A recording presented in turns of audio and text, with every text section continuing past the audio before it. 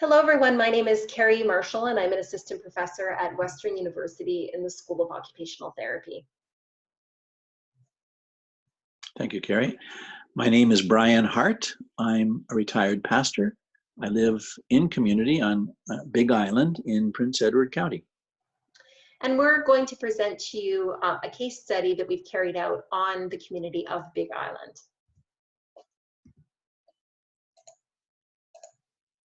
First of all, we'd like to acknowledge our funder. So this was a case study that was funded by the Social Sciences and Humanities Research Council of Canada in the form of a Partnership Engage grant.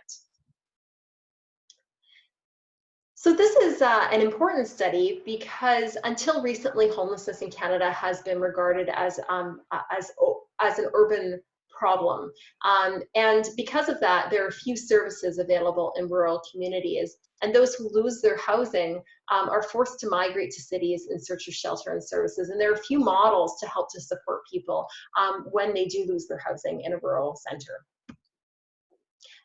So Brian, so we'll start this presentation by telling you what Big Island is, and then we'll talk a little bit more about how we built our case study of Big Island. So these are some photos of our community on Big Island. And as you on your upper left-hand corner, meals, important part of our community, nutritious meals when people gather together and share the day and talk about their hopes and the future.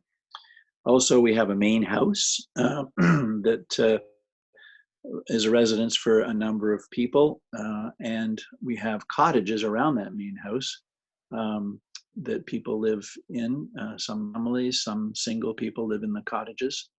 And the setting is quite beautiful. It's all-season beauty with lots of space for people to move around and wander.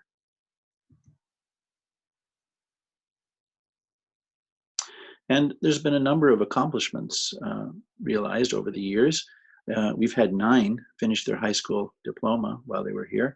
Several have got work experience in different trades, insulation being one of them, and retrofitting some of the buildings on the property also gave them work experience, as you can see from some of those pictures.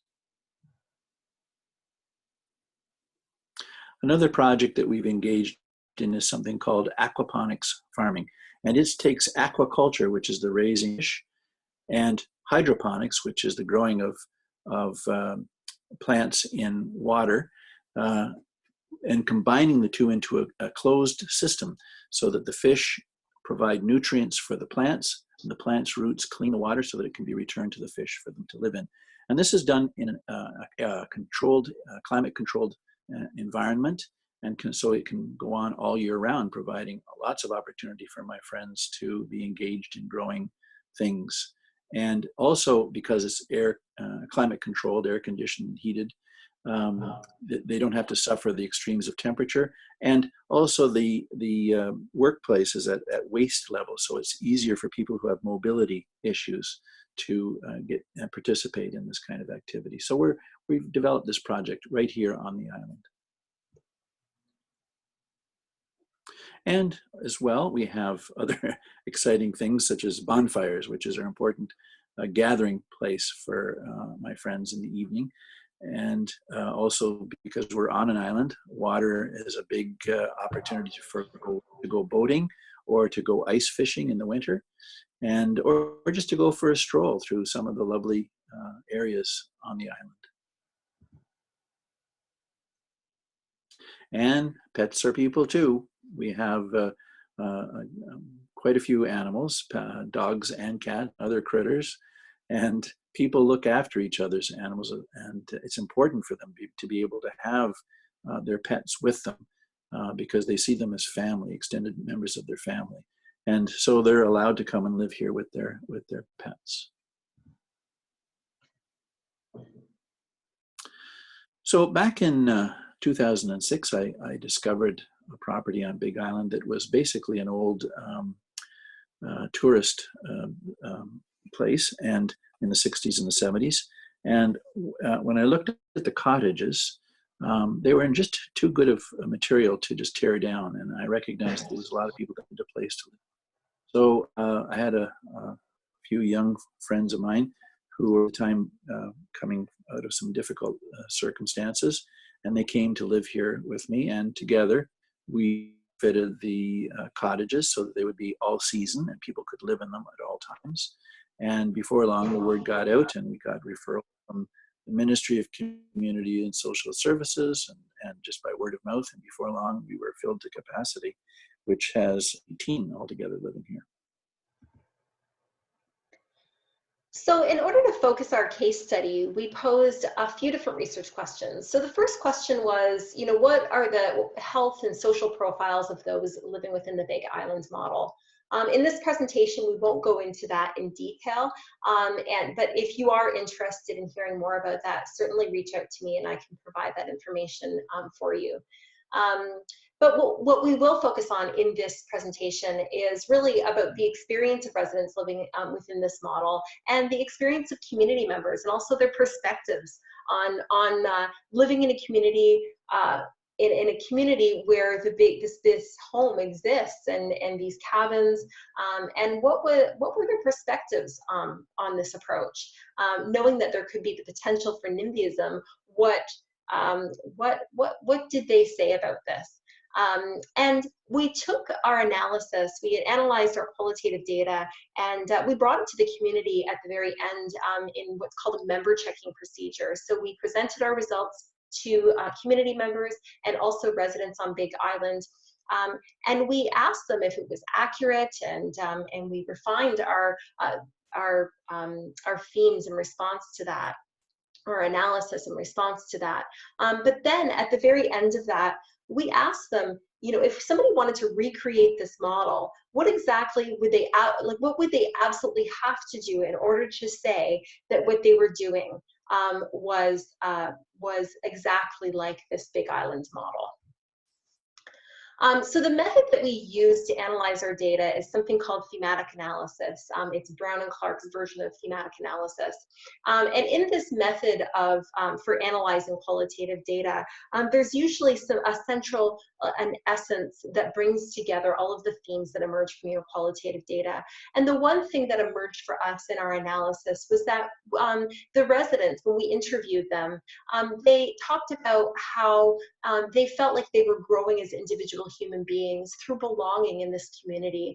So Big Island is this community with these cabins and this main house, and it's a group living situation. And they felt like they had belonged in a community for the first time in a long time. Part of that meant that they were living with other people and having to resolve conflicts in a group setting. And so that was a little frustrating at times, but they talked about how that helped to bring them a little bit closer as a result of working through those conflicts together. And over time, they talked about how they felt like they were a family. And they said that there were people that had come to live at Big Island and then they left, but then they would always come back to visit because many of them had felt like that this was a family that they were a part of. Prior to coming to Big Island, a lot of the people a lot of the residents had experienced significant losses, prior traumas. A few of them had lived directly on the street, so they had experienced traumas there, and sometimes even prior to that. They had, prior to coming to Big Island, they had lost loved ones, meaning that they had a family member or a friend or somebody that was close to them had died, and sometimes that even resulted in their own homelessness.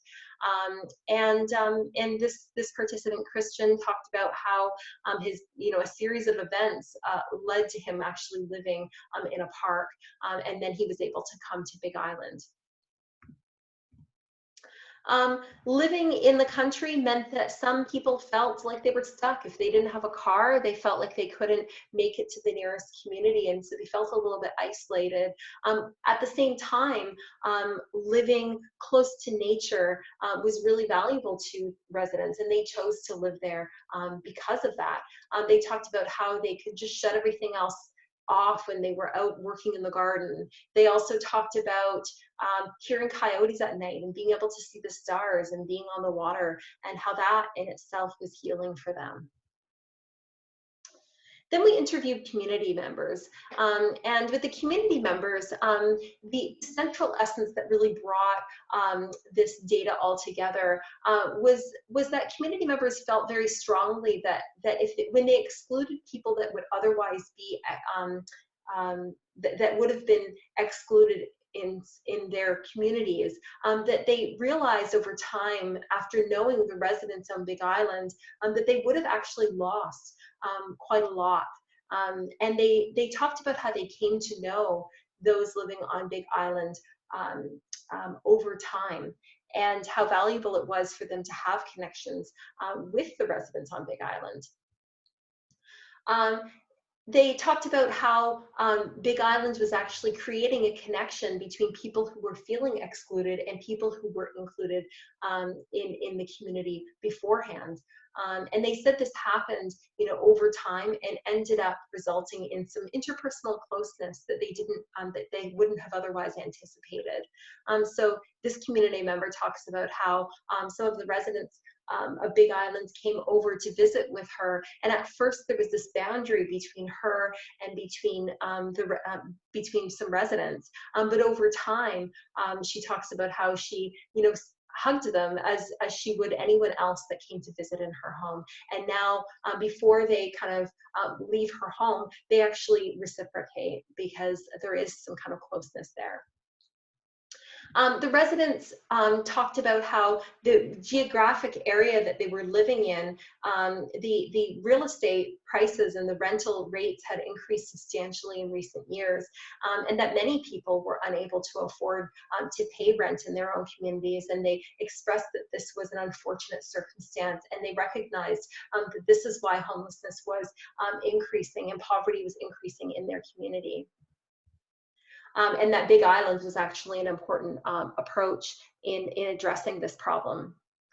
They also recognized that being involved in this community was important to them. They recognized that because homelessness was increasing in their communities, it was actually it was their role. It wasn't, the government's role necessarily, but they saw that it was that it was up to them to help to address homelessness in their own communities. And so this community member says, I think the more people that get involved, the more we'll get homeless people off the street. So when we brought our analysis to community members and residents on Big Island, and we asked them about, if somebody wanted to replicate this model, what would they absolutely need to include if they wanted to replicate it? And the first thing they talked about was that there should be a peer leader, somebody with lived experience of homelessness, lived experience of mental illness or substance use, that should be willing to take on a leadership role. There should be at least one of them, perhaps two, and that when needed, those peer leaders should be willing to share the role. They talked about how the model itself is built on peer support. They talked a lot about how they supported one another on a daily basis. But they did recognize that, and supporting one another with, issues that would emerge in their lives, but also with their any mental health challenges that they experienced, and any substance use challenges that they were experiencing as well. But they also recognized that there were limits in what peer support could do, and they thought it was important to know when to reach out to service providers in the community if needed. They talked about how if somebody wanted to come to live in their community or in a community that was a replication of this one, that there should be a trial period for any new residents. And that trial period should be for people to decide whether or not they wanted to live within this group's living situation. But it would also have the added benefit of maintaining balance in the actual group living community.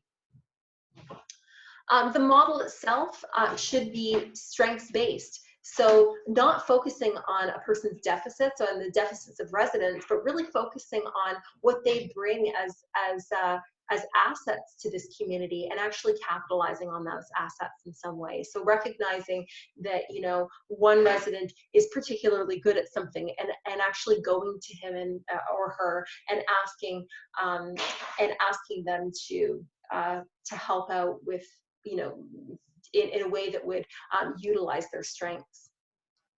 The philosophy in this model is definitely one of harm reduction. So if a person decided that they didn't want to didn't want to stop using substances, that would be their choice. But if they wanted to stop using substances, they would also be provided with the support to do so. If they continued to use substances, the emphasis would be on helping them to use more safely within the community. And my friends felt that one of the key elements that they would like to see offered elsewhere would be that if people come, they have an unlimited time in which they could stay here. It's not like a treatment center or a shelter, but this is a home, and they're able to stay for as long as they wanted and leave when they needed to. And also the idea of having a social business nearby, if not right on the property, then within walking distance or biking distance, so that they can tackle the big issue that they have to often to struggle with, and that is boredom, and that they can actually contribute and maybe earn a little money at the same time. And to have access to nature is an important quality they felt, and that people are allowed to bring their pets, because those things provide a great deal of healing in the community, and they thought that was something they would like to see other communities to share. And I might like also to say, Carrie, that my friends, when they went through this process, they felt that they were actually contributing so much, and that they realized that as a community, they had something to offer. And this was something that your study really helped them to explore, especially going through these key elements. And finally, they wanted to see an ongoing positive engagement with the surrounding community. And if they could offer friendships or even mentoring other people to develop another type of big island model, they felt that that was an important part of what they had to offer. Mm-hmm. And may I add just to that last point, that residents at Big Island were encouraged to help out neighbors and to be involved with their neighbors, and that is actually, you know, part of what mitigated this potential for NIMBYism. Would you agree with that, Brian? Would, yes. Okay. So what would be the next steps? So the next steps would be, if we wanted to see if this could be replicated, to conduct a feasibility and pilot study, try to actually recreate it elsewhere, see what sort of needed to be adapted in order to recreate it, and then to evaluate its effectiveness. And see if it's worth pursuing further in research and in practice. One thing that we regret is that we were unable to find community members who were critical of this approach, and finding those who might be critical of this approach would have enriched future research and could still enrich future research and help to refine the approach further. So that's kind of it for our presentation. If you have any questions regarding the research piece, you can certainly reach out to me, Carrie Ann Marshall at Western University. You can contact me via email or follow me on Twitter. And if you have any questions about Big Island itself, feel free to contact me through that email address. Thank you very much, everyone. Have a lovely day.